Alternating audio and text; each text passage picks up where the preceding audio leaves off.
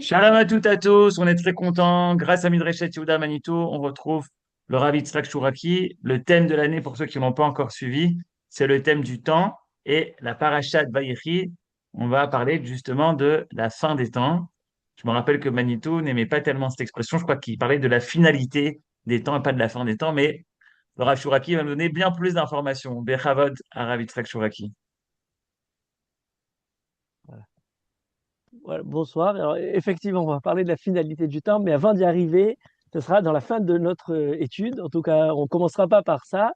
Et en fait, le point de départ, on a étudié jusqu'à présent quelques aspects du temps dans le côté immédiat, ou en tout cas dans la journée, la zricha, shkia, enfin, les horaires de la journée, des idées qui sont dans un temps rapproché, petit, court. Et là, on va voir le temps long. Le temps très long, c'est véritablement le temps de l'histoire, parce que la fin du livre de Bereshit se termine par les brachot de Yaakov, dans laquelle l'expression Acharit Ayamim apparaît. Et assez fou, Ve'agid alachem, et asher ikra etrem, be'acharit ayamim, rassemblez-vous, dit Yaakov à ses enfants, et je vais vous dire ce qui se produira, be'acharit ayamim, qu'on traduit rapidement par la fin des temps, mais vous allez voir que c'est beaucoup plus complexe que ça. Et on nous dit ensuite, à la fin de ce passage-là, Vezot asher diber lahem aviem, et voici ce que leur père leur a dit, Vaïvarech otam, et a béni ses enfants. Et pour commencer, avant de traiter l'expression elle-même, Acharit ayamim, il faut d'abord comprendre, est-ce qu'on se trouve dans une évocation de la fin des temps, dans une évocation prophétique, parce que là, il y a deux points qui sont, comment dire, possibles, potentiellement deux interprétations de tout ce passage-là, les brachot de Yaakov ou les révélations prophétiques de ce qu'il va y avoir. Et ce n'est pas exactement la même chose. Est-ce que Yaakov bénit ses enfants et a priori, comme toute beracha, c'est une beracha potentielle, c'est une beracha souhait, c'est une prière. Ou alors il s'agit au contraire de révélation, et on va voir par la suite ce que disent les Chachamim, selon lesquels il aurait voulu montrer le Ketz, justement, la fin, le Ketz Ayamim. Alors pour commencer, est-ce que c'est une bracha? Est-ce que ce sont des brachot ou est-ce que c'est des prophéties qui nous révèlent l'avenir? Les Chachamim, dans leurs commentaires sur ce passage-là, sont partagés et on a différentes positions. Par exemple, une position des Tosafot qui nous dit ce ne sont que des brachot, comme une sorte de prière, et non pas des prophéties, c'est-à-dire il n'y a pas quelque chose de certain, vu qu'il est écrit Vaïvarech Otam, donc on déduit de ce Vaïvarech Otam l'idée de Beracha. Sauf que là, ça pose problème, parce que s'il s'agit de Beracha, eh bien, par exemple, on n'a pas de bracha pour Shimron et Lévi, ce qui est quand même surprenant. Si on lit le texte de Shimron et Lévi, c'est pas un texte de Beracha. J'allais dire, c'est presque plutôt un texte d'un jugement, un jugement sur leur conduite, sur ce qui risque de leur arriver, mais on ne voit pas trop la Beracha qui est là derrière. Rashi, lui, nous propose quelque chose d'autre, et déjà, vous voyez voir comment toute cette étude est complexe, c'est qu'il nous dit que lorsqu'il est écrit d'une part, Et Asher Yikra Etrem Be'acharit Ayamim, ce qu'on traduit rapidement, ce qui va vous arriver plus tard, à la fin dans les jours qui viendront, et d'autre part, Vaïvarech Otam, Rashi nous dit, en fait, il y a un peu des deux. Vezot Asher Diber Lahem Avihem, Vaïvarech Otam, voilà un passage qui est double. Zot Asher Diber Lahem Avihem, c'est ce qui a précédé, ce sont des réprimandes, c'est quelque chose qui leur montre un jugement sur leur conduite. Et donc, même Reuven, Shimon et Lévi ont reçu cette expression. Par contre, Vaïvarech Otam, selon Rashi, eh bien, il leur a donné en plus de ça une autre beracha. Et donc, du coup, on ne lit dans ce passage-là pas les berachot de Yaakov à ses enfants, mais au contraire les prophéties, les remontrances, les jugements sur leur conduite précédente et sur leur conduite de ce qui va leur arriver.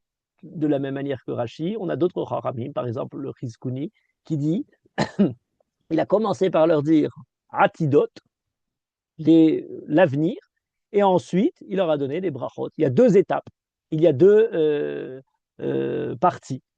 Et de la même manière, Rabbi Avraham Ben Ezra, il dit Divrei Nevoa Le'atid, pour la première partie, celle qu'on a, qui est détaillée pour chaque tribu. Et ensuite, on a Vaïvarech Otam, Berachot Acherot. il y a d'autres berachot, et donc on a séparé l'une de l'autre. Voilà, j'irai deux positions. Une, il dit, on doit lire les passages de chaque enfant de Yaakov comme une beracha, Tosafot. L'autre dit, non, ces passages-là sont des passages de Nevoa, de Ratidot, et ensuite il y a eu des berachot. Et puis il y a des positions un peu, je dirais, un peu intermédiaires ou qui combinent un peu les deux. Par exemple, Rabbi Avraham ben Harambam, le fils du Rambam, Rabbi Avraham, a un commentaire sur la Torah. Et en plus de son commentaire, c'est d'autant plus intéressant, il a des Shelot Utshuvot, un petit recueil de questions qui lui sont posées, pas simplement de halacha, c'est essentiellement des pirushim sur la Gemara, de halacha, mais il a aussi une question qui est liée à notre passage et qui traite de la même façon, comme dans son commentaire sur la Torah. Ce sont des berachot, mais des berachot inspirés du roi HaKodesh, de l'esprit prophétique. Et donc il y aurait une différence dans les berachot s'il s'agit des berachot comme une tefila, comme un souhait qui peut se réaliser ou qui peut ne pas se réaliser, ou alors c'est une beracha, mais une beracha qu'il est béni de ce qu'il sait qui doit arriver. Et donc, en fait, comment dire, il résout un peu la question, en faisant d'ailleurs une différence entre ces berachot-là et les berachot de Moshe Rabbeinu. Vezot à beracha, qui arrive à la fin de la Torah, en disant celles de Yaakov sont des berachot où il a bikesh, il a voulu leur donner une prophétie sur ce qui est arrivé, et une beracha inspirée de la prophétie, alors que pour Moshe Rabbeinu, c'est simplement une beracha dans le sens le plus général, le plus classique de l'idée de la beracha. Maintenant, même cette position-là ne suffit pas pour comprendre le passage de Shimron et Lévi, puisque Shimron et Lévi, c'est une bracha inspirée du roi HaKodesh. Oui, mais en fait, à moins qu'on rajoute encore d'autres berachot, comme qu'on a dit précédemment, ben, c'est quand même pas quelque chose qui est tellement une beracha.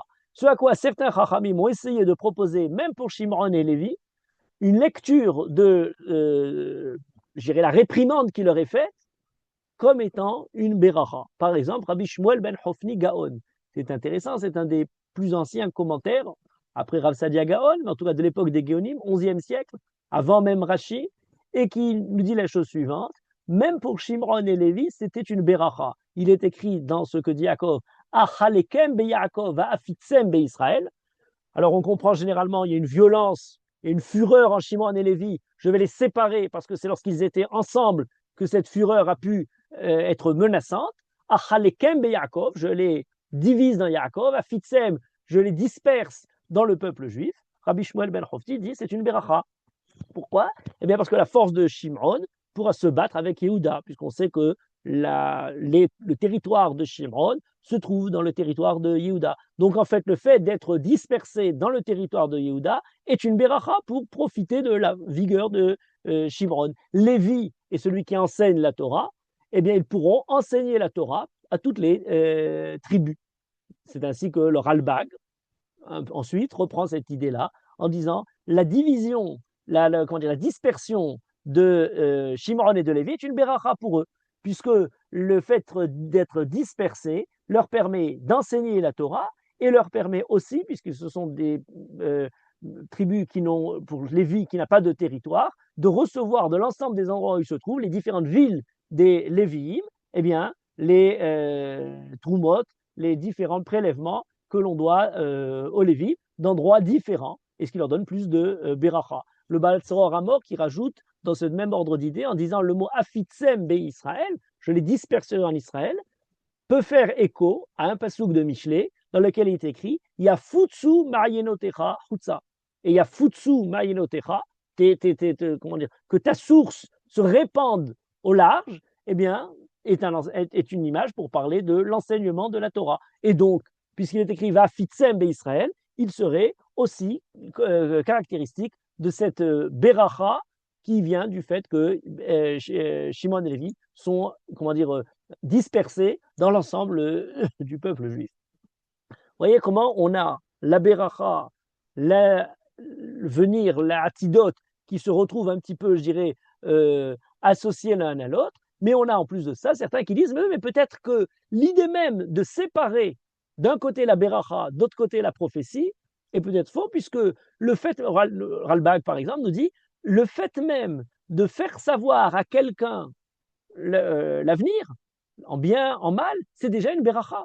Même s'il s'agit de quelque chose de négatif, eh bien, ça lui permet au contraire de se reprendre. Il y a une beracha à connaître justement ce qui va arriver, et donc même s'il ne s'agit pas en soi d'une beracha, le fait de les prévenir de ce qu'il peut y avoir, ou en bien comme en mal, est quelque chose qui représente une beracha.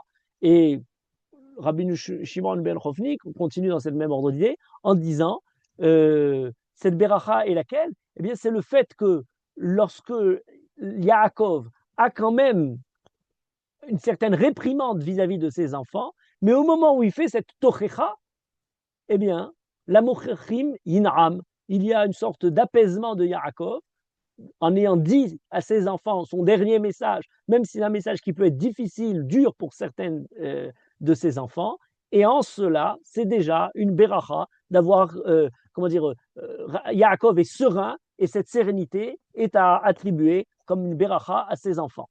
Et puis ensuite, une fois qu'on a dit un peu, commencer, je dirais, défricher dans cette direction-là, on a certains chachamim qui nous disent, oui, mais il faut déjà commencer à voir le côté complexe de la chose. Le côté complexe de la chose, c'est que la Torah le décrit de différentes façons. Par exemple, pour présenter, pour préparer cette vision de l'avenir, ou cette bracha, ou cette réprimande, il est écrit la chose suivante, Heasefu, rassemblez-vous, Vagida lachem et asherikra etrem bacharit ayemim. Et je vais vous dire ce qui arrivera pour l'avenir. Ou alors, Ikabetsu veshimru bene Yaakov, veshimru el Israël avichem. Rassemblez-vous et écoutez, les fils de Yaakov, écoutez votre père Israël.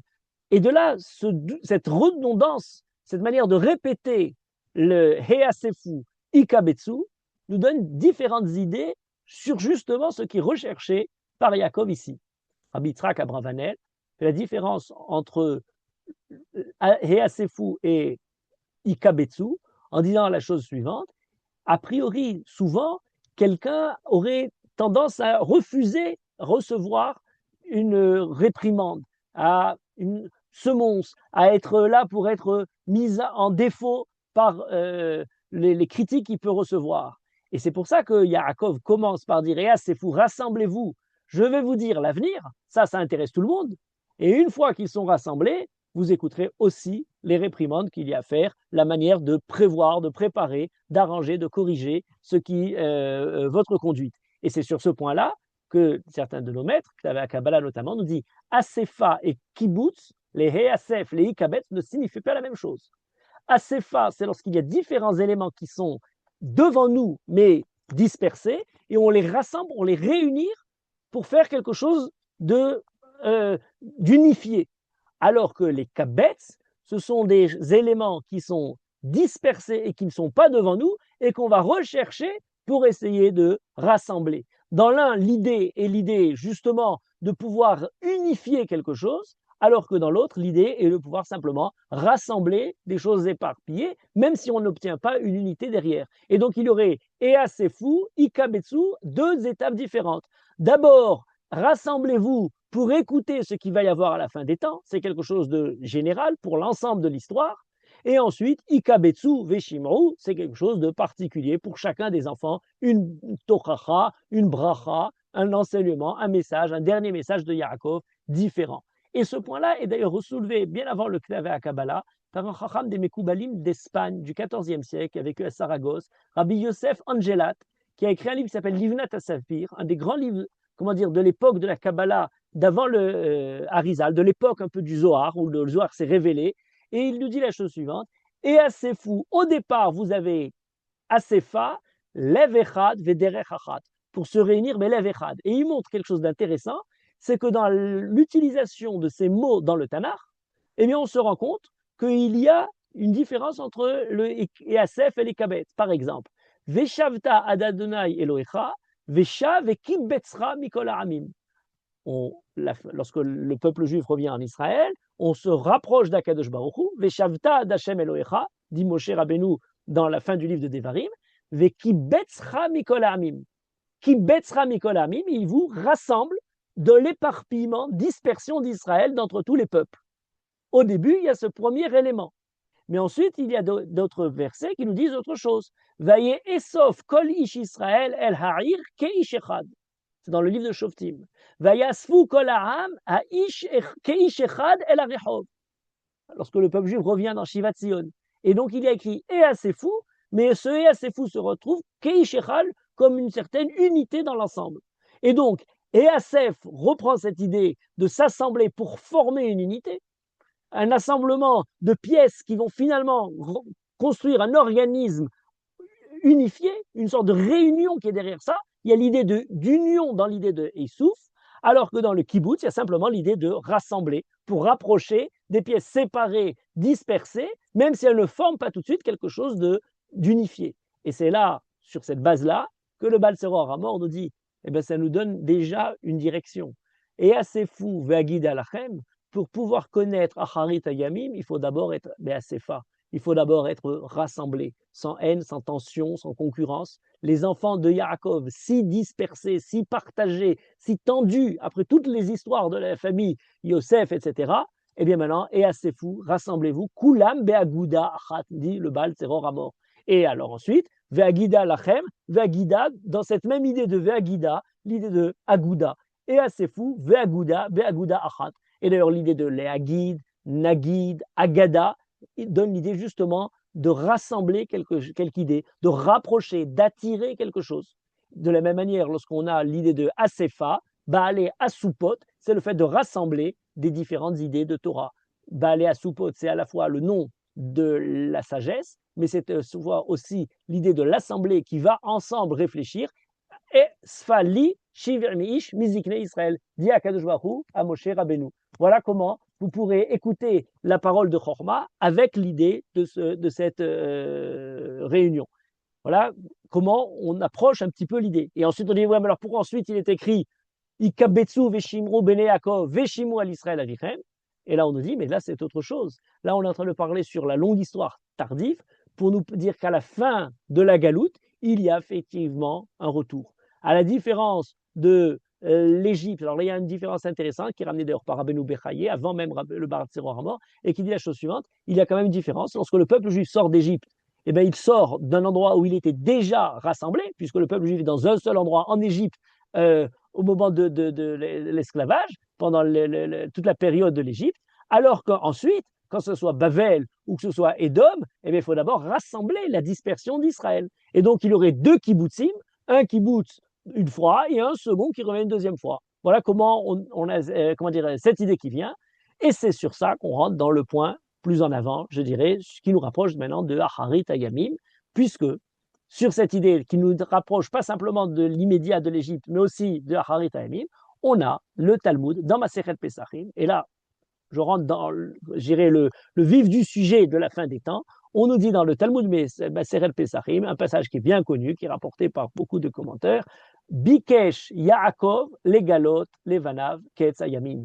Yaakov a voulu révéler Ketz Ayamin. Je traduis encore une fois rapidement par la fin, le Ketz Ayamin des jours. Nistalka mimenu Shechina. Et la Shechina l'a quitté. Il n'a pas pu finir de donner le Ketz Ayamin en donnant dans le détail ce qui allait arriver à la fin des temps.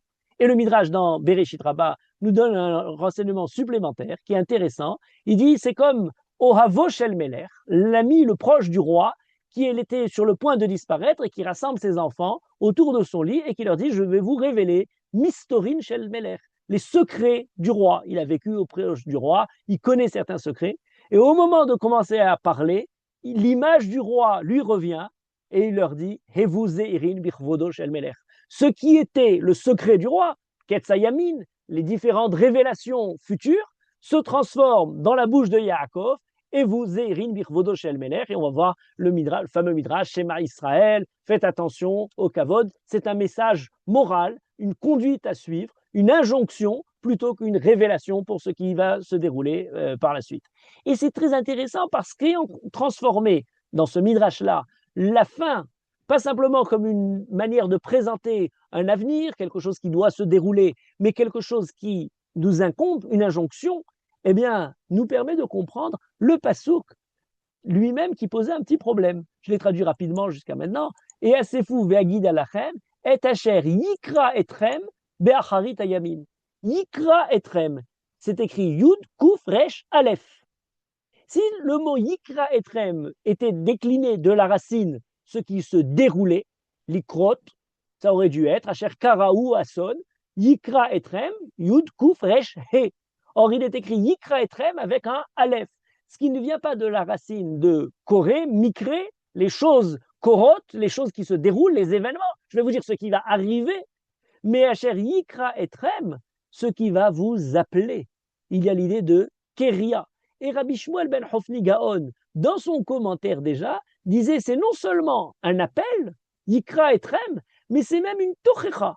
Parce qu'on a dans différents psukim cette idée de l'appel, de la Keria, qui est un appel avec une remontrance qui est derrière tout ça, avec une réprimande. Yahan Karati Vatemaenu, dit Shlomo Ameler dans le livre de Michelet. Elechem Ishim Ekra. Ishim Ekra pour vous donner, je vous appelle pour vous donner les différents messages de morale des prophètes. Kol Hashem La'ir Yikra, dit le Navi Micha, pour nous dire Hashem appelle la ville, mais l'appelle justement à une action, à quelque chose qui les appelle. Et vous voyez, ce qui semblait être une observation, une révélation, quelque chose qui va venir à la fin des temps, se transforme en une exigence existentielle, se transforme en quelque chose qui demande une action. Et c'est, la façon de transformer ce Acharit Hayamim en une injonction qui va être pour nous le point intéressant, je dirais, de tout ce développement pour définir ce que c'est que ce Acharit Hayamim. Parce qu'ensuite, le Midrash nous le détaille. Le Midrash nous dit qu'est-ce qu'il a voulu révéler. Et on nous en donne différentes explications. Par exemple, Rabbi Simon nous dit Mapalat Gog. On va très loin, la guerre de Gog et Magog. Rabbi Yehuda nous dit le Benyan Bet Amigdash, la description B'Acharit Hayamim Nachon Yeh Harbet Hashem Berosh Hearim. Rabbanan nous dit Bikesh les galotes et à Ketz, la fin, le Mashiach, Venit Kasabo. Que signifie cette idée du Ketz et de Acharit Hayamim? C'est ce sur quoi nous allons nous diriger maintenant. Alors, pour commencer, d'abord, le mot Acharit Hayamim ne parle pas de Ketz. On va y arriver tout de suite, le Ketz Hayamim, la fin des temps, mais Acharit est formé sur la base de Achar. Achar, c'est après, la suite des jours, je dirais, la continuité des jours. Et lorsqu'on parle de ce qui va suivre, ben ça peut suivre dans le rapproché avant de suivre dans le très lointain. Et dans une première lecture de beaucoup de Chachamim, il nous dit qu'il ne s'agit pas du tout de la fin, mais il s'agit de la suite de ce qui va arriver, la suite de l'histoire, pas nécessairement finale. Par exemple, Rav Saadia Gaon, donc on reprend parmi les premiers commentaires de la Torah, et dans son Tirgoum sur la Torah, il dit Be'acharit hayamim ha'elu, la fin de ces jours-ci, donc c'est des jours qui sont proches a priori, mais il le dit plus longuement dans son introduction au Pirouche de la Torah, où il décrit qu'il s'agit de la suite de ce qui va arriver après le don de la Torah, c'est-à-dire le fait d'hériter du pays d'Israël, la conquête d'Israël. Il leur a dit la place de chaque tribu, l'endroit où ils vont hériter, l'endroit où ils vont habiter, la manière de diriger le pays, lorsque le peuple juif va rentrer d'Égypte en Israël. On n'est pas du tout dans une Acharit Hayamim futur pour nous, c'est un futur pour Yaakov qui pour nous est dans le passé antique, puisqu'il se déroulerait dans le début du livre de Yehoshua et Shoftim. Et de la même manière, dans cette même idée des Géonim, Rabbi Shmuel ben Hofni Gaon continue et dit Acharit Hayamim, Besof Shi'abud Mitzrayim, la fin de l'exil d'Égypte. Il faut se rappeler que pour le peuple juif descendu en Égypte, la famille de Yaakov, la fin des jours, la fin de cette histoire, ben c'est le moment où cette galoute d'Égypte s'arrête, pas la nôtre, ultérieure. Et on l'a de différentes façons. Et on nous dit, s'il est écrit Ba'acharit Hayamim dans un certain Midrash Sechel Tov de Rabbi Menachem ben Shlomo du XIIe siècle en Italie, il dit Ilu Ne'emar Be'acharit Yamim. S'il est écrit Acharit Yamim de manière générale, indéfinie, sans le He Hayedia de Hayamim, on aurait dit la fin de jour d'une manière absolue. Par contre, quand il est Be'acharit Hayamim, eh bien, il s'agit des jours, ceux-là, désignés, celles qui sont considérées dans la Torah, donc dans l'histoire des Avot, donc dans l'histoire d'Avraham, donc celle de Brit Ben Abetarim, donc le côté immédiat et rapide. Et de la même manière, le Rashbam continue, la fin du Shirboud, le Radak, Riskouni, Rabbi Avram Ben Arabam aussi, ce qui va se produire après la sortie d'Égypte et l'entrée en Israël. Voilà une première lecture de Acharit Hayamim. Mais ensuite, on a autre chose. Dans le Pirouche du Ramban, Nachmani, qui se détache de toute cette première lecture, de cette Acharit Hayamim, il dit non, même d'après le Pshat, le sens premier de ce Acharit Hayamim, il s'agit d'un Acharit Hayamim, il limot à Mashiach. Pour une raison très simple, c'est qu'il est écrit dans le texte Rad Kiyavo Shilo Velo Yikehat Amim. Jusqu'à ce qu'arrive Shilo Velo Yikehat Amim, c'est un passage qui définit Shilo, qui est l'un des noms du Mashiach, et donc qui définit la venue du Mashiach.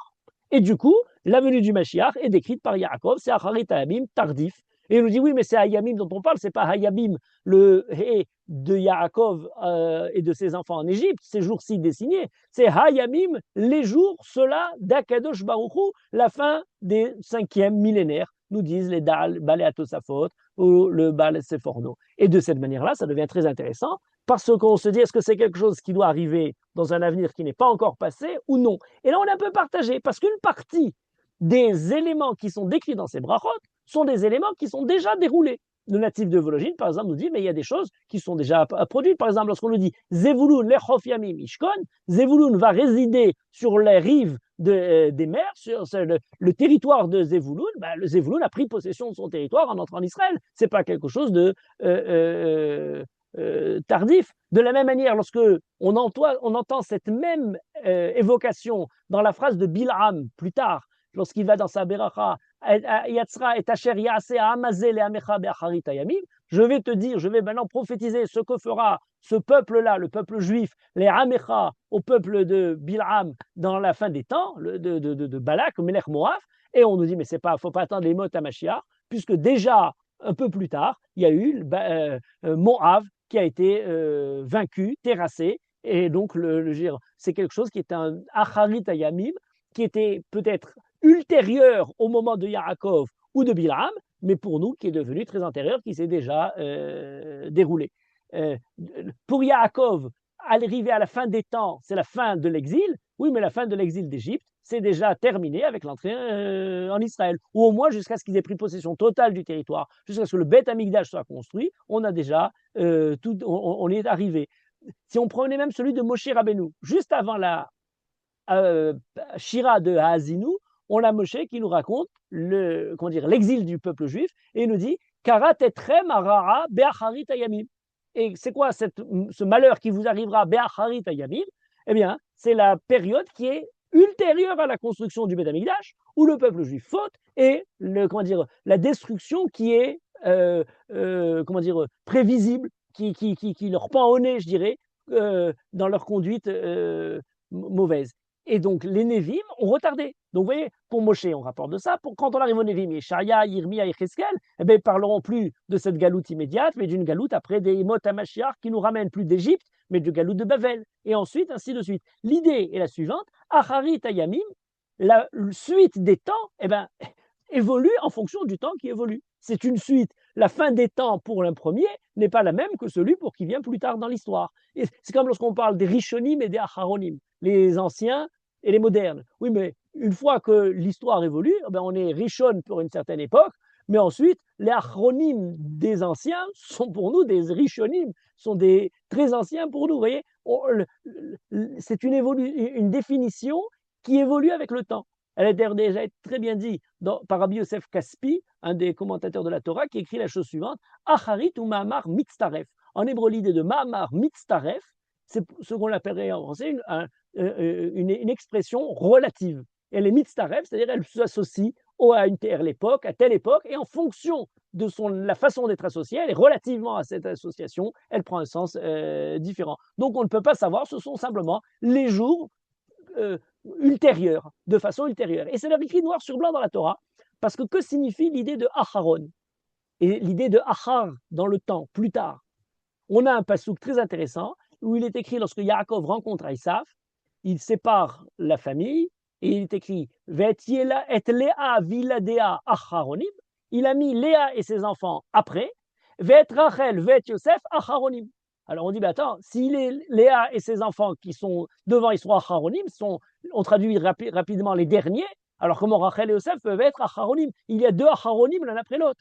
Et réponse, non. Le premier, il y a les premiers, et ensuite il y a Acharon qui vient ensuite. J'allais dire, c'est un peu comme l'idée, le mot même en français, à venir. C'est ceux qui sont à venir. Oui, mais à venir ne signifie pas nécessairement le dernier. C'est celui qui est à venir, Léa et ses enfants, et ensuite Rachel et Yosef, encore à venir, encore un peu plus tard. Ce sont donc, si on reprend maintenant l'expression Acharit Ayamim, ce sont les jours Acharit à venir. Mais ces jours à venir ne sont pas nécessairement les derniers des jours à venir. Voilà, comment dire, quelque chose d'important pour nous, avec cette évolution, je dirais, du Acharit Ayamim en fonction du temps.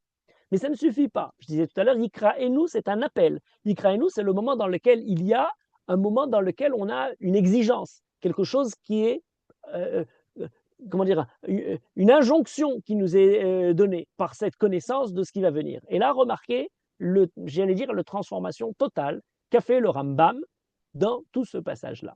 Et là, je reprends le passage de Chazal et je rentre dans le détail du passage. On nous dit la chose suivante dans Maseret Pesachim, Bikesh Yaakov, les galotes et Taketz. Yaakov a voulu révéler le Ketz. Et le Ketz de là n'a plus l'idée de Hacharit à venir, puisque dans l'idée de Ketz, il y a quelque chose de terminal, de fin. Je vais y revenir tout à l'heure.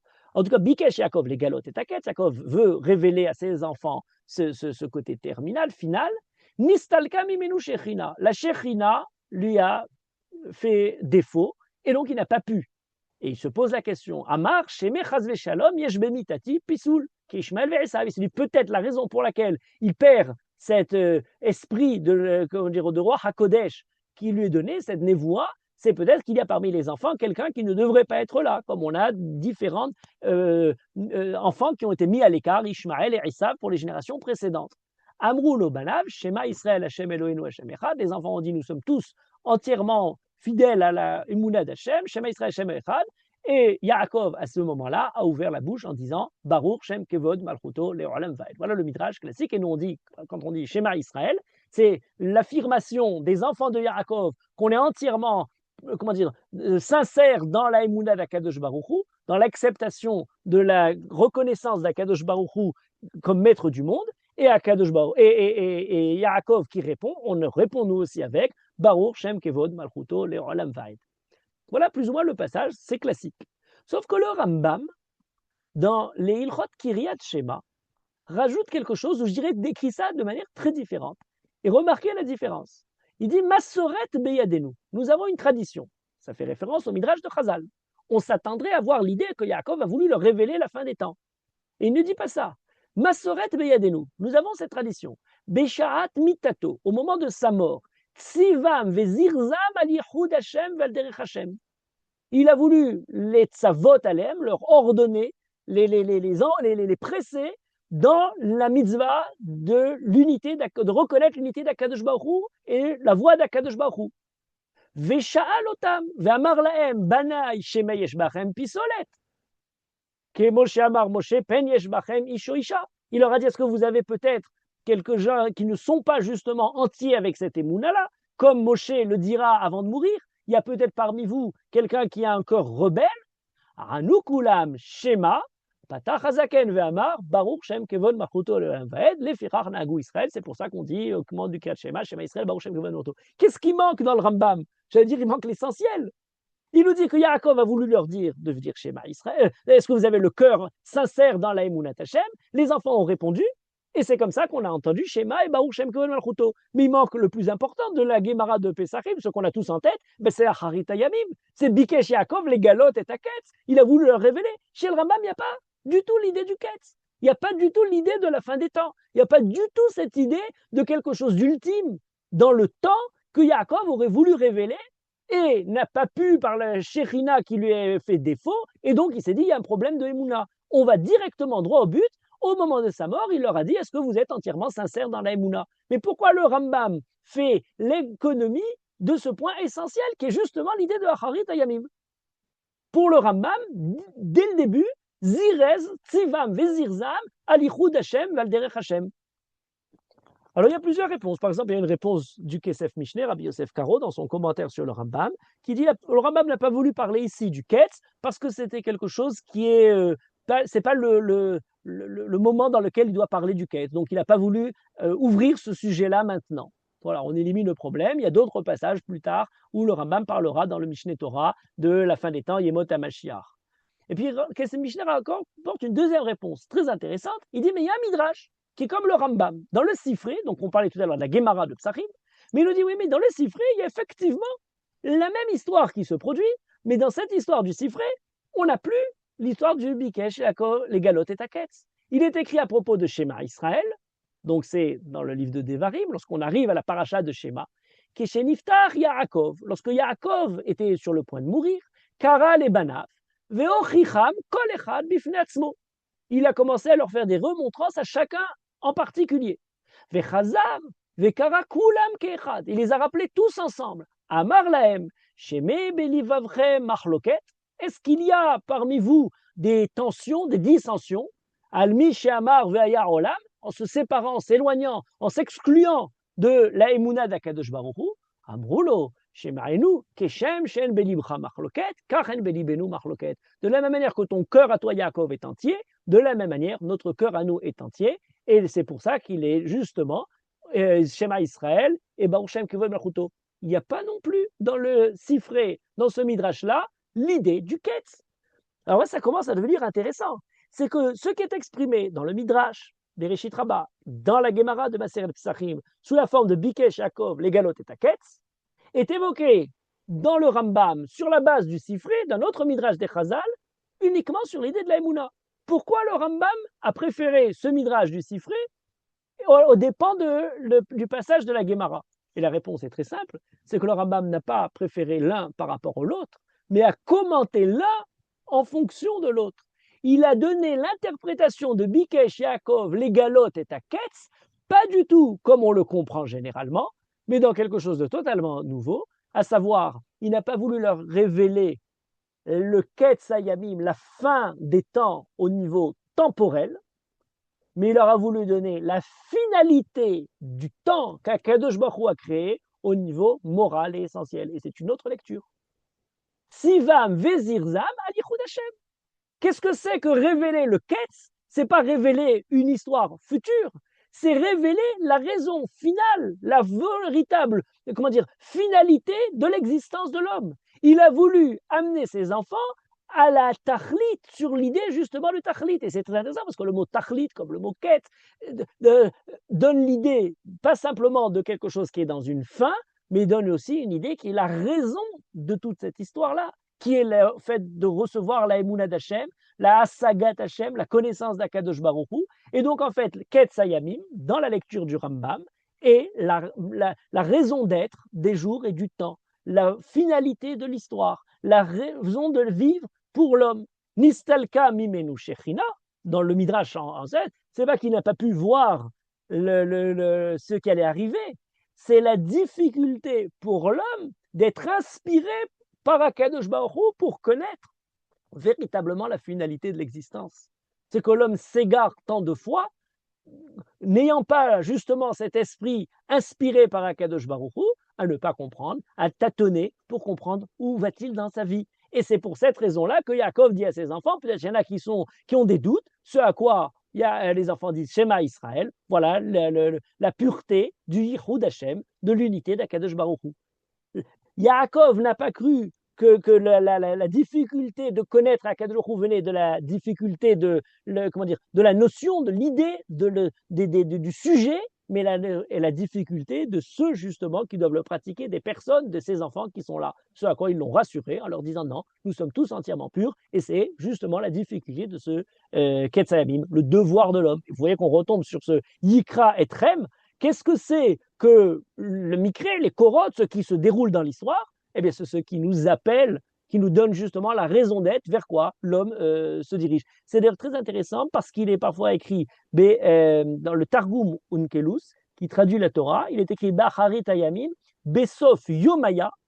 Yomaya, ce sont les jours avec le lait de l'article défini, alors que parfois il est écrit Besof Yomin, à la fin de Yomin. Yomin, ce sont des jours de manière un peu générale. Il y a certains jours qui se sont déroulés ensuite. Mais lorsqu'on dit Besof Hayamim, ça peut être la fin de tous les jours de l'histoire, donc la fin des temps dans le côté temporel, mais ça peut être aussi Hayamim, la raison d'être de toutes ces journées. Mais là où on arrive à quelque chose d'important, c'est que sur ce thème-là, on a un passouk qui semblerait le dire de manière très claire, puisque à la fin, alors cette fois-ci pas des temps, mais du Tanakh, on a le livre de Daniel qui lui justement se termine et parle longuement de ce Ketz Hayamim.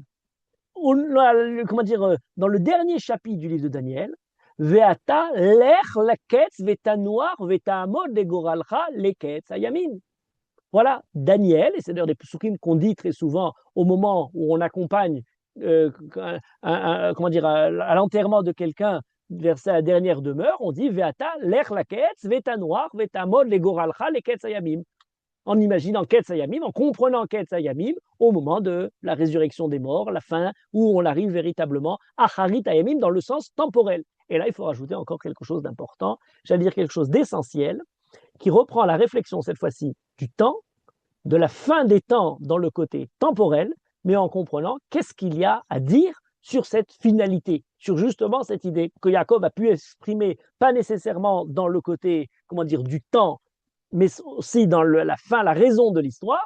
Voilà ce qui nous est donné par le problème de la fin de l'histoire, fin des temps, Acharit Yamim, Ketzayamim, dans le livre de Daniel. Et alors, pour ouvrir cette question-là, d'abord, il faut dire que c'est une question, j'allais dire presque, c'est une question majeure du monde, et presque du monde occidental en particulier. Le rapport vis-à-vis de la fin de l'histoire, la fin des temps, c'est devenu presque une notion. Une notion qui est, j'allais dire, qui a repris d'autant plus comment dire, d'actualité dans comment dire, les dernières décennies. Je reviendrai peut-être tout à l'heure plus en détail avec le 18e siècle, 19e siècle, lorsque le monde semble arriver à un moment dans lequel on arrive à, comment dire, à l'accomplissement d'un certain parcours de l'histoire des hommes, du projet de certaines sociétés, et dire finalement on arrive à la fin de l'histoire. Je vous donne par une petite histoire dans le côté anecdotique, mais il y a quelque chose d'intéressant là derrière. En 1989, avec la chute du mur de Berlin, certains ont pu dire, eh bien maintenant, de tous les grands débats, de toutes les grandes dissensions qu'il y avait dans l'histoire, c'est une sorte de finalité de l'histoire. On arrive finalement à comprendre, puisque entre la position, comment dire, de l'Est et la position de l'Ouest, finalement, c'est l'Ouest qui a gagné, c'est la position libérale qui va finalement s'affirmer, et le monde est arrivé à un certain accomplissement. Et cet accomplissement du monde a été évoqué. Il y a un certain, comment dire, chercheur qui a fait date depuis Francis Fukuyama aux États-Unis, qui en 1989 écrit un article, qui est devenu ensuite un livre, La fin de l'histoire. C'est très intéressant parce qu'il a suivi un peu plus tard, en 2002, par un autre livre qui s'appelle La fin de l'homme, où il parle justement de tous les progrès des biotechnologies, en disant que ça va être quelque chose de très... Et en 2008, il a rajouté encore un autre article qui s'appelait La fin de l'Amérique. Ça, c'était après, comment dire, et 11 septembre, et le problème comment dire, des crises économiques en 2008. Et ce à quoi d'autres ont fait, comment dire, alors il y a eu un débat, par exemple, un autre chercheur en géopolitique, Robert Kagan, qui a écrit en 2008, en avril 2008, un article qui s'appelait Le retour de l'histoire et la fin des rêves.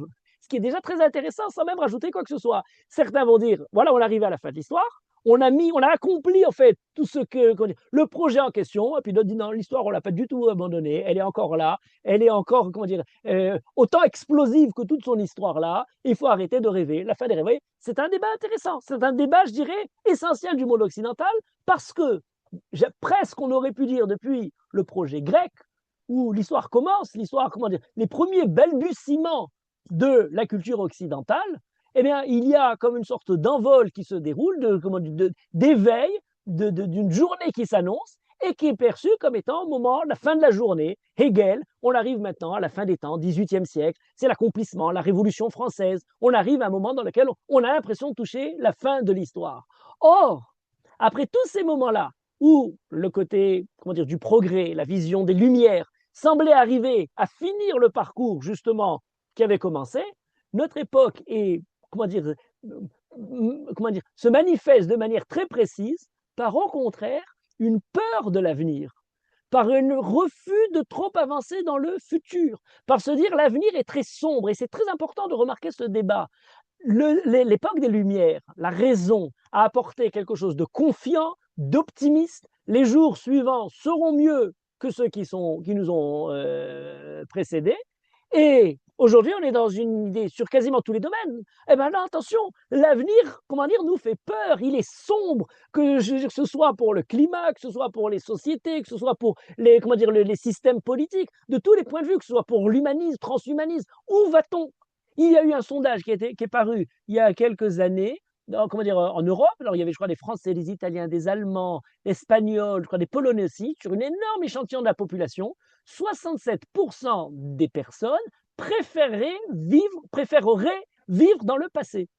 Il y a une sorte, comment dire, de présentisme du passé. C'était mieux avant. Ah bah oui, j'allais parler une autre fois, c'était pas mieux avant. Mais enfin, dans l'idée d'aujourd'hui, c'était beaucoup mieux avant, contre le progrès.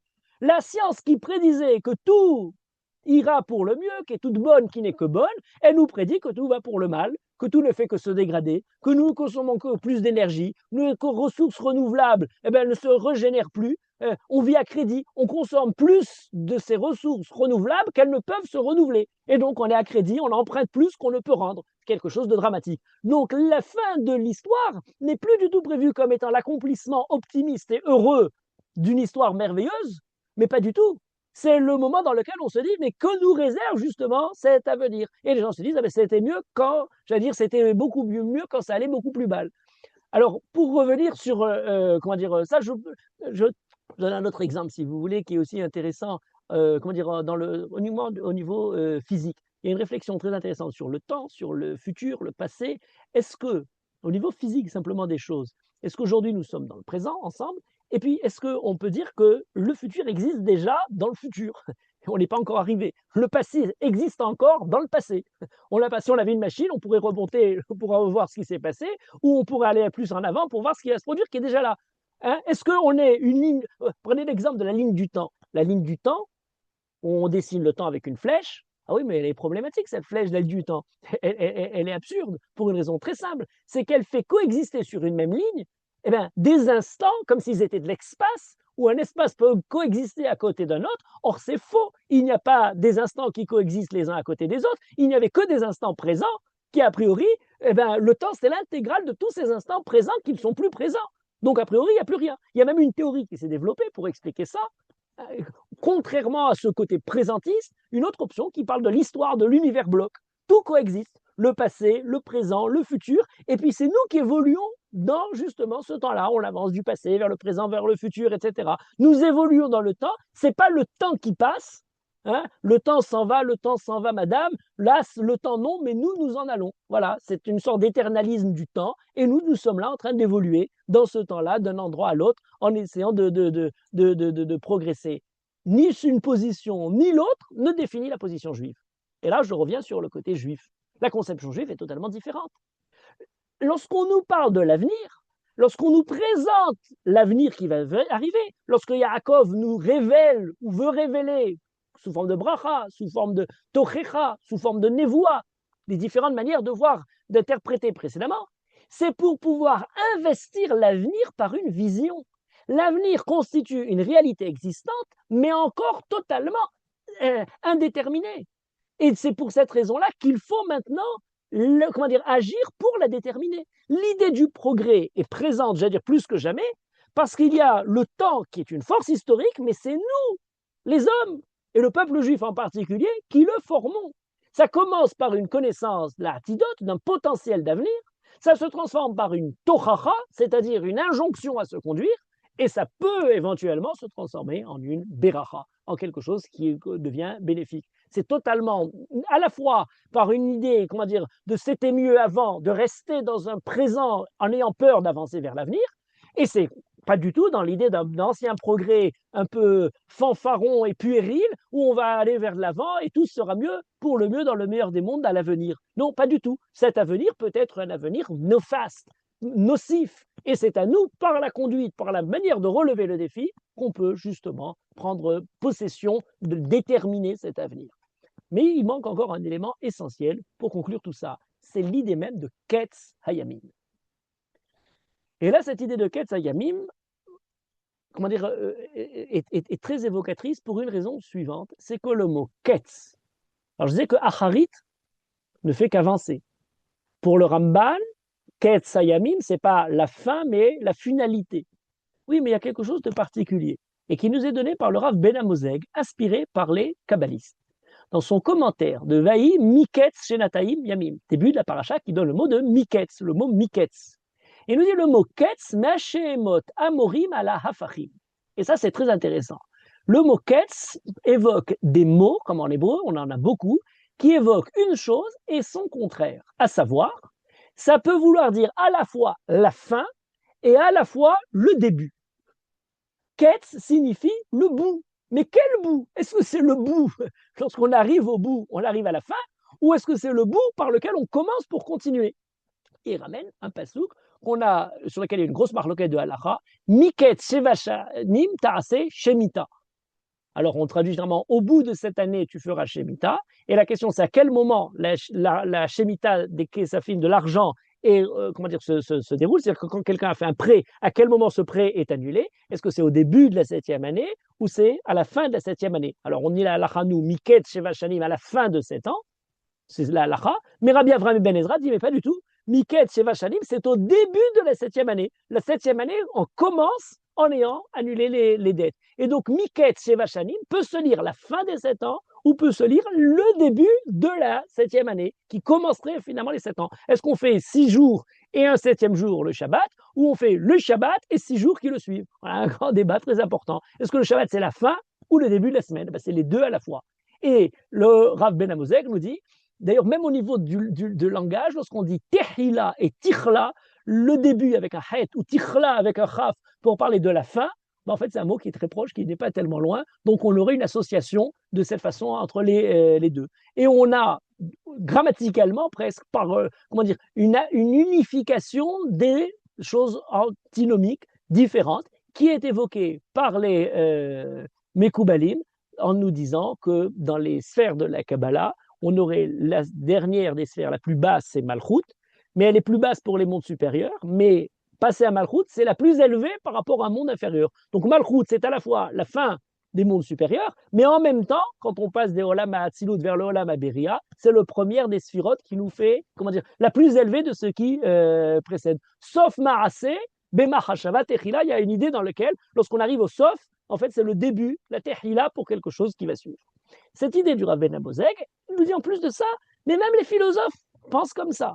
Puisque on a trouvé dans la position comment dire, de la philosophie, alors on est Rav Ben Amozeg, Livour, 19e siècle, comment dire, il est à jour avec toutes les différentes théories philosophiques, notamment Hegel, et il nous dit la chose suivante, il y a la dialectique, c'est qu'il y a thèse, il y a antithèse et il y a synthèse. Donc vous voyez, il y a deux choses différentes, thèse et antithèse, mais finalement, comment dire, ces deux oppositions arrivent à trouver une certaine synthèse. C'est d'autant plus intéressant que dans la pensée de Hegel, ça donne aussi une idée de la fin des temps, puisque dans la pensée de Hegel, il y a une idée, une image intéressante, ça s'appelle la chouette de Minerve.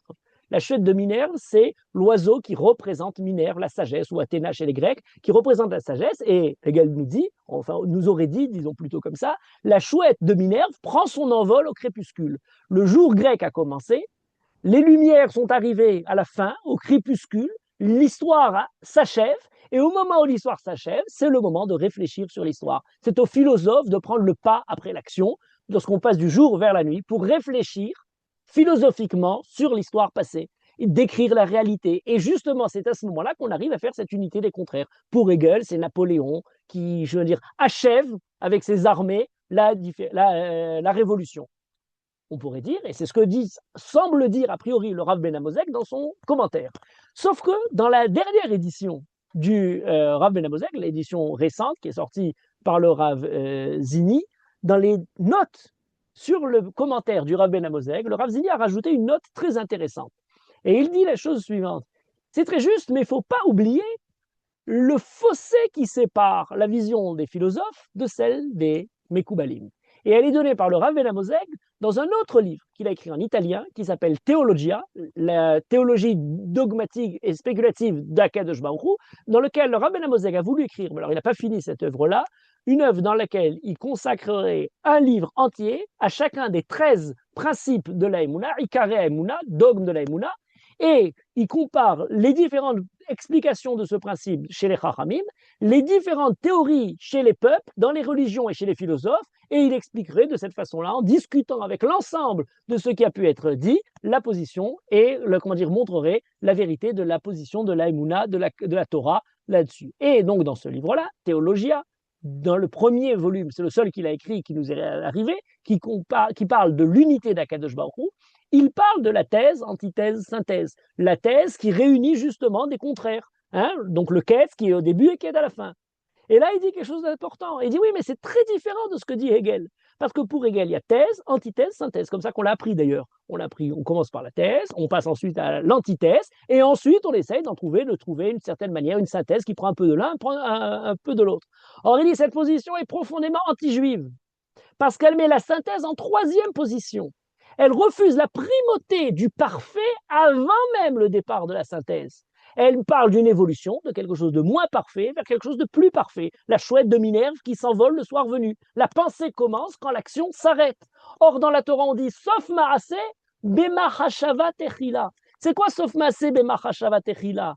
Dans la dernière action, dans le côté ultime, le Ketz Hayamim, le Acharit Hayamim, est déjà prévu dans la pensée première d'Akadosh Baruch Hu.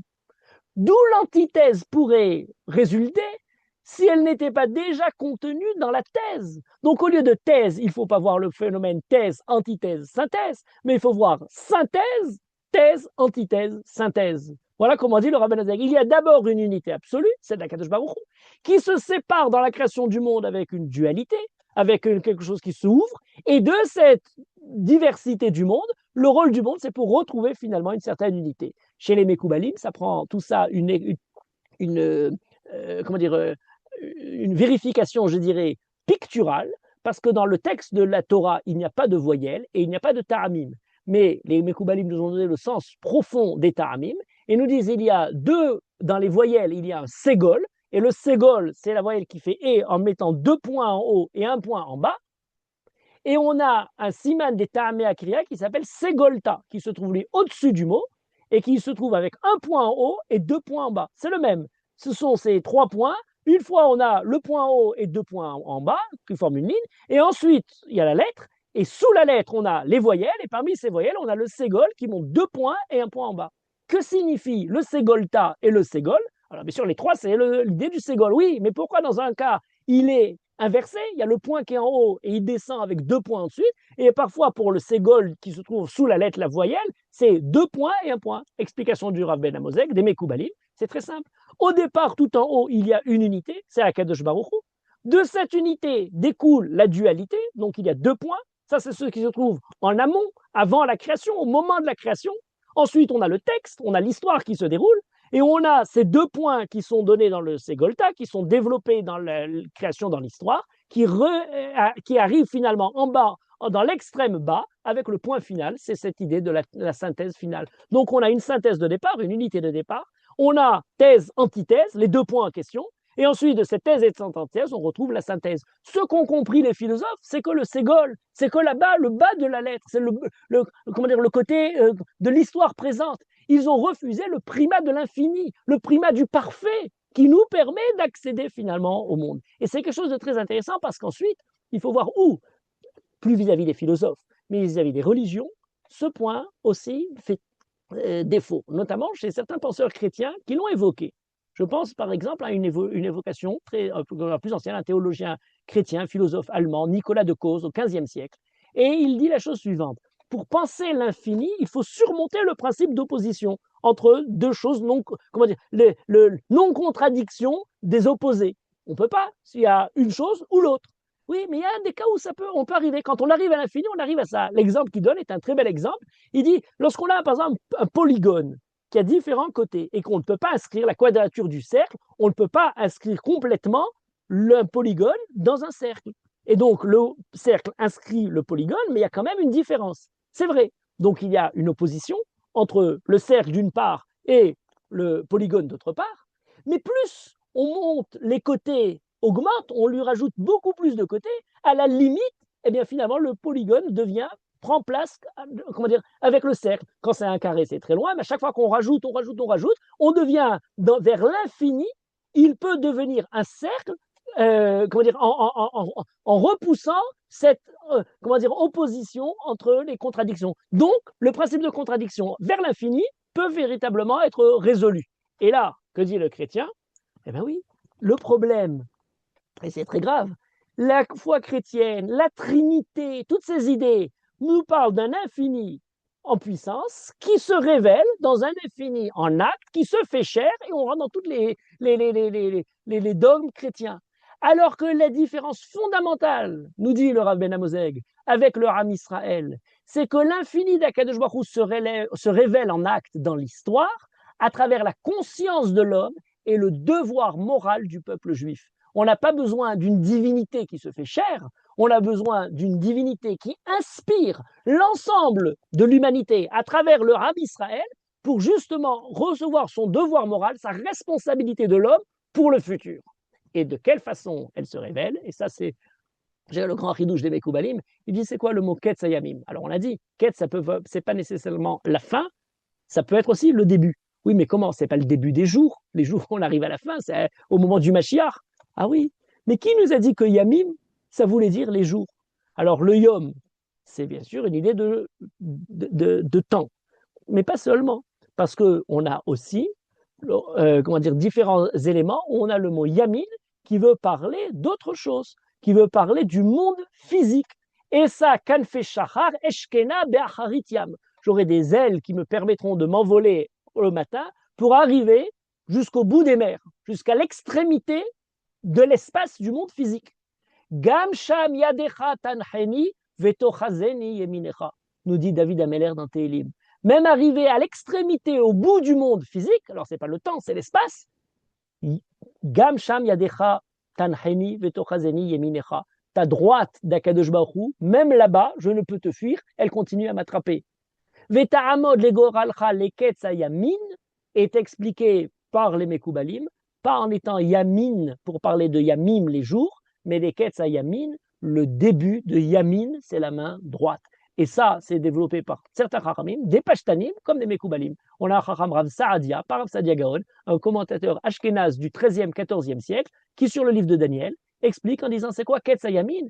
La Ketz Asher Oshia Yemini. C'est le moment où je libérerai ma droite. Asher Echazarti Achor Mi Pene Oyev. La galoute est présentée comme la droite contrariée, comme la droite qui est mise en sourdine, qui est attachée, qui ne peut s'exprimer. Et le Ketz Yamim, c'est le moment dans lequel le Yamin revient. Mais c'est quoi ce Ketz Yamim? C'est quoi ce Ketz Yamin? Ben, c'est très simple. Le Ketz Yamin, ce n'est pas la fin des temps, c'est le début de la Anhaga du Yamin. Et chez les Mekoubalim, le Yamin et le Smol prennent une dimension particulière, puisque Yamin, c'est le Hesed, et le Smol, c'est Midat Adin. Eh bien, c'est très simple. Le monde dans lequel nous vivons est un monde dans lequel la violence de la Midat Adin déferle, elle se déchaîne, elle arrive à, comment dire, les différents malheurs dans les fureurs de l'histoire sont, comment dire, nous les subissons, mais il y a un moment, Be'acharit Yamin, où on ne prend pas simplement conscience de la finalité de l'histoire au niveau personnel, des exigences de l'histoire, on prend conscience qu'il y a un moment dans lequel finalement la Anhaga d'Akadosh Baruch Hu, al derech Yamin, sur la mode du Hesed, peut commencer à se révéler. Et donc, ce n'est pas du tout une fin, mais c'est au contraire le début, la fin des temps. C'est la fin des temps pour la chouette de Minerve de Hegel, mais pour nous, c'est le début dans lequel finalement, un monde qui était violent, et qui d'ailleurs a commencé par cette violence-là. Vous remarquerez que le livre de Bereshit commence avec aussi cette expression-là, lorsque Caïn tue Hevel, Vahi Miketz Yamim. Voici au bout de certains jours, Miketz Yamim, voilà le début, la première tragédie, le moment dans lequel un frère tue son frère. Et au moment où un frère tue son frère, la droite est mise en sourdine. Elle est, c'est la révélation de la violence, du din. Ketz Yamin, par lequel le Tanakh se termine dans Sefer Daniel, c'est le moment dans lequel finalement le Hesed revient. Et c'est ce point essentiel qui, tranche entre la tradition occidentale et le peuple juif. Les Grecs croyaient dans la tragédie. Le peuple juif, malheureusement, a connu beaucoup de malheurs, beaucoup de drames, mais jamais de tragédies. Pour une raison très simple, la tragédie est lorsque, dès le début de l'histoire, on sait le côté, la fin néfaste qui nous attend. Il n'y a rien à faire, on peut se débattre, on peut essayer de sortir des filets qui nous entourent, mais finalement, le temps, le malheur nous guette et aura raison de nous. Dans la conception juive, il y a un moment, Ketz Yamin, où finalement, au-delà de toute réflexion ou pensée tragique, il y a l'espoir qui est donné au monde. L'espoir d'un monde dans lequel le monde n'est pas simplement dirigé par la violence, par la haine, par le déferlement de Midat Adin, mais on lui associe tout d'un coup le Ketz Yamin, le Hesed, la Anhaga, qui est une Anhaga de bonté, de charité, et qui ne dépend pas simplement l'attente de ce moment qui arrive, mais de la responsabilité de l'homme et du peuple juif pour la faire arriver, pour la faire progresser, pour pouvoir reprendre ses responsabilités, en attendant l'appel justement de ce Yikra Etrem Bacharit Ayamim, cet appel d'Akadosh Baruch Hu ou de Yaakov vis-à-vis de ses enfants pour justement presser et amener plus rapidement cette anaga al midat hesed. Toda Rabba, merci beaucoup, Rav Shuraki. Passionnant, très, très intéressant. Et vous pouvez maintenant ouvrir les micros et poser vos questions, chers amis. C'est très chrétien, votre dernière phrase. C'est très chrétien, là. Retour à la... Ça m'a tué, là. Ah oui. Le cours est passionnant, puis là, vous me mettez le recette des catholiques. C'est Ah, mais chrétien, attendez. ils ont Alors, non, non, non. pseudo. Alors, attendez, non, non, attendez. D'abord, premièrement, c'est pas parce que les catholiques ont parlé du mot hesed qu'on va bannir le mot hesed Non, pardon, de nos pardon. phrases. Ça, c'est le premier point. Deuxièmement, le hesed dont on parle chez les juifs n'est pas un hesed d'une certaine charité chrétienne ou La charité. d'une idée, etc., qui Oui. ne sait pas le midatadin. J'ai pas C'est eu ce pas un problème, moi. hesed qui est sur le, C'est comment dire, au c'est la dépens du midatadin. C'est un chesed qui arrive à la fin en complément de tout ça. Je vous ai bien expliqué qu'on a la Hanaga d'Akadosh Baruch Hu, qui lui est entièrement chesed. Elle se divise au moment où il y a justement une division avec le Midat Adin et le Midat Chesed qui arrivent. Les Atid Lavo, on arrive à un moment dans lequel, ayant maîtrisé et le Midat Chesed et le Midat Adin, le monde de Akadosh Baruch Hu, ce monde en étant Olam Chesed Ibané. C'est pas les chrétiens qui ont dit Olam Chesed Ibané. Les chrétiens ont bafoué le Chesed en vendant, en distribuant le chesed à tort et à travers, en l'affirmant sans aucune midatadine la possibilité du chesed. C'est ce qui a détruit le monde. Donner, attribuer le chesed sans ayant passé par justement toute cette évolution-là, c'est, comment dire, la profanation du chesed. Le véritable chesed est celui qui a connu, et c'est pour ça que j'ai dit c'est la responsabilité de l'homme, qui une fois qu'il a passé sur tout, comment dire, ces drames de l'histoire, apporte quelque chose de meilleur pour le monde, ce qu'on appelle la Nagata Chesed. Ça n'a rien à voir avec le monde chrétien. Les chrétiens, malheureusement, ont deux ascendances. Une ascendance grecque et une ascendance juive. Tout ce qui peut être bon chez les chrétiens l'ont pris de chez nous et l'ont, abîmé par en le mêlant à la réflexion grecque. Donc, ils ont pris cette idée de chesed, qui est une idée profondément juive, et ils ont fait de ça quelque chose qui est absolu, qui est éternel. Mais c'est faux. La véritable Midat Din est celle qui se présente comme chesed, et c'est ce qu'ont fait les chrétiens. En parlant de chesed, ils ont passé leur temps à commettre tous les pires crimes et des massacres à droite et à gauche au nom de ce chesed. Ça n'a rien à voir. Là, on parle au contraire de ceux qui ont commencé, je disais, Caïn et Hével, le meurtre de deux frères, une famille divisée, la famille de Yaakov, des frères qui continuent à vendre leurs frères. Tout le livre de Béréchit est dans cette Midat Adin. Et on arrive à la fin du livre de Béréchit. Enfin, on peut se retrouver. Et assez fou, Ikabetsu, dont je disais tout à l'heure, l'idée de se rassembler. Et à ce moment-là, Yaakov évoque pour ses enfants la possibilité de vivre maintenant sur un mode de chesed, mais pas avant d'avoir fini de punir le mal, d'avoir lutté contre le mal. L'affirmation du chesed qui serait donnée comme des indulgences sans avoir le travail de la teshuva n'a aucune valeur. Le peuple juif dit, il y aura un moment, vegarzev im keves, vechitetu charvotat netim, on va effectivement arriver à la fin des temps, à briser les armes, etc., toute cette idée pastorale dont on imagine à la fin des temps, mais ça vient après, quelques psukim avant, où Akadosh Baruch Hu d'abord fait la justice contre les méchants, punit tous les pervers, arrive d'abord à sanctionner tout le mal, et ensuite on arrive à cet élément où le monde en était débarrassé de ce mal. Ça n'a rien à voir avec la version chrétienne. La version chrétienne, se rêvant, se croyant déjà dans le monde du chesed, a déclaré dès le début forfait devant le mal, et c'est comme ça qu'elle a permis au mal de sévir dans l'histoire. C'est absolument l'antithèse de toute la position juive. L'idée même de rapprocher le peuple juif, la seule chose qu'il y a, c'est qu'effectivement, ils ont pris certaines expressions, certains mots, et encore même tout juste, je dis certains mots, et avec ça, ils se sont targués de présenter des valeurs qui n'ont rien de juif, aucune civilisation judéo-chrétienne ou toutes ces choses-là, etc. C'est simplement une déformation profonde de la position juive. Donc, je reprends pour que ce soit bien clair dans tout ça. La fin des temps, c'est le Ketz HaChesed, pas le Ketz HaChesed d'un Chesed, enfantile, puéril, qui vient comme s'il n'y avait pas de Midat Adin, qui connaît la Midat Adin et la Midat HaChesed, qui les a maîtrisés les deux, et qui arrive finalement à avoir le Chesed d'Akadosh Baruch Hu vis-à-vis du monde, et plus du tout la Midat Adin d'Akadosh Baruch Hu pour l'ensemble du monde. Et ça, c'est quelque chose, effectivement, qu'on souhaite tous ensemble. Les Mekoubalim vont plus loin. Les Mekoubalim disent qu'au départ, il n'y a même pas de Midat Adin. Il n'y avait que le Midat HaChesed. C'est un chesed absolu, la création du monde d'Akadosh Baruch Hu. C'est pour les nécessités du monde qu'Akadosh Baruch Hu crée la structure. Si on n'a pas la structure qui permet comment dire, de canaliser le shefar d'Akadosh Baruch Hu, l'abondance d'Akadosh Baruch Hu, on ne peut pas la subir. Le problème, c'est que parfois, la structure vient, comment dire, empêcher comment dire, à la bonté d'Akadosh Baruch Hu de se révéler à nous. C'est pour ça qu'on vit dans un monde qui est plus, comment dire, branché sur le Midat Adin que sur le Midat HaChesed. Mais ça, rien à voir avec le monde chrétien. Ils ont complètement dénaturé cette idée. C'est complètement dénaturé. Mais c'est dangereux, c'est très dangereux.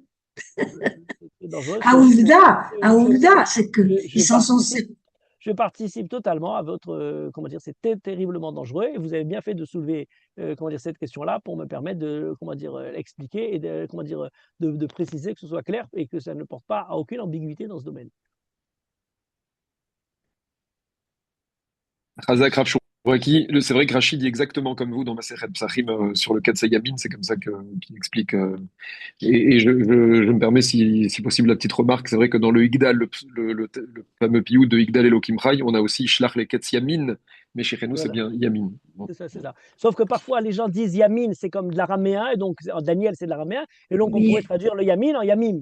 Et on perdrait cette subtilité, puisqu'on a l'impression que de passer à l'araméen, c'est le même mot. Mais en fait, c'est l'idée de Yamin, et pas l'idée simplement de Yom. Merci beaucoup, Rav Chouraki. Magnifique comme d'habitude. Votre dernière remarque sur au début, le monde n'était que Chesed. Et créer un monde avec Chesed seulement, ça, c'est pas juste, c'est pas normal. Si c'est Chesed seulement, j'ai rien fait pour ça, je mérite pas, c'est au-delà du mérite. Rien que du chesed, eh ben c'est le déluge, à la limite. Le chesed, c'est le chesed de l'inceste. C'est pour ça que le vrai din, le vrai chesed, passe par le din. On est absolument d'accord, je veux dire plus que ça. L'idée d'Akadosh Baruch Hu de départ, Akadosh Baruch Hu, c'est que du chesed. Donc Akadosh Baruch Hu, c'est l'élection. D'Akadosh Baruch Hu ne sort pas du mal. D'Akadosh Baruch Hu ne sort que du bien. Simplement, pour que ce bien puisse se révéler dans le monde, il ne peut être révélé si jamais on n'a pas un cadre, une structure. L'idée qui est donnée, par exemple, c'est de dire lorsqu'il y a la pluie c'est du chesed, c'est de l'eau, on l'a abreuvé. Alors on a dans Poteah et Yadecha, il y a un nom qui s'appelle Hatar. Poteah et Yadecha. Le nom Chet Taf Kaf, qui veut dire couper. Pourquoi couper? Si Akadosh Baruch Hu nous donne de la pluie, une abondance absolue, quelque chose de total, comment dire, que tout le bien qu'Akadosh Baruch Hu pourrait nous donner, étant infini, son bien est aussi infini. Eh bien, c'est insupportable pour l'homme. Il faut le couper. Il faut avoir le chesed comment dire, en bonne et due forme, en rationné, avec le cadre, avec la mesure qui est adaptée à l'homme. Ça, c'est la midat adin.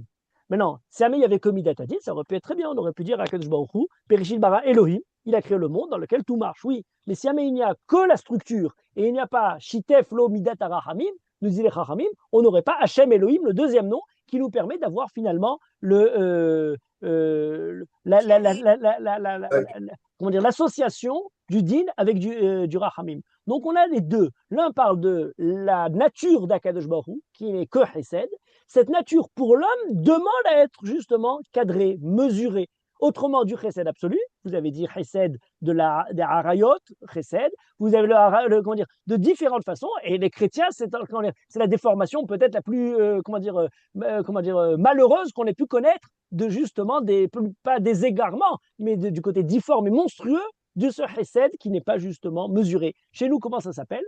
Ça s'appelle que toutes les grandes idées, toute la bonté, toutes ces choses-là doivent être mesurées par un aspect, la Haggadah, et un aspect, la halacha. La halacha, c'est le din, c'est la halachot, c'est la façon de gérer, de mesurer, de quantifier, d'avoir quelque chose qui nous permet de, comment dire, donner aux grandes idées, aux grands élans, aux grands enthousiasmes, quelque chose qui peut leur donner une consistance pour l'éternité, et pas simplement un moment d'enthousiasme et qui ensuite laisse libre cours aux passions les plus basses de l'homme. C'est ce qu'a proposé le monde chrétien. Alors, rapidement des indulgences, rapidement, adapté par la foi simplement la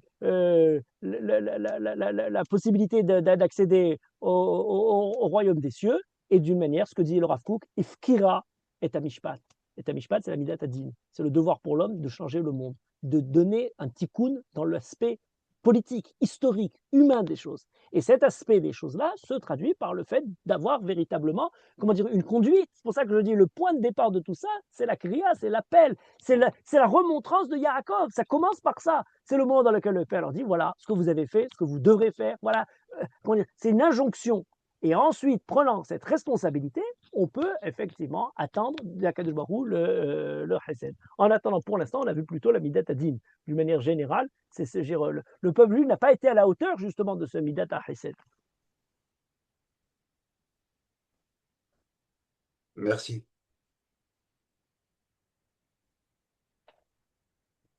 Merci beaucoup, Rav Shoraki. Dernière question, chers amis. Non, je vois pas. Je vois pas le micro ouvert. Merci. Daniel Moreau, vous voulez dire un mot? Il marche pas votre micro, Daniel. Je suis désolé. Vous avez le micro ouvert, mais ça marche pas. Désolé. Toda Rabba Rav Shoraki. Erev Tov à Merci tous. beaucoup. Bonne nuit.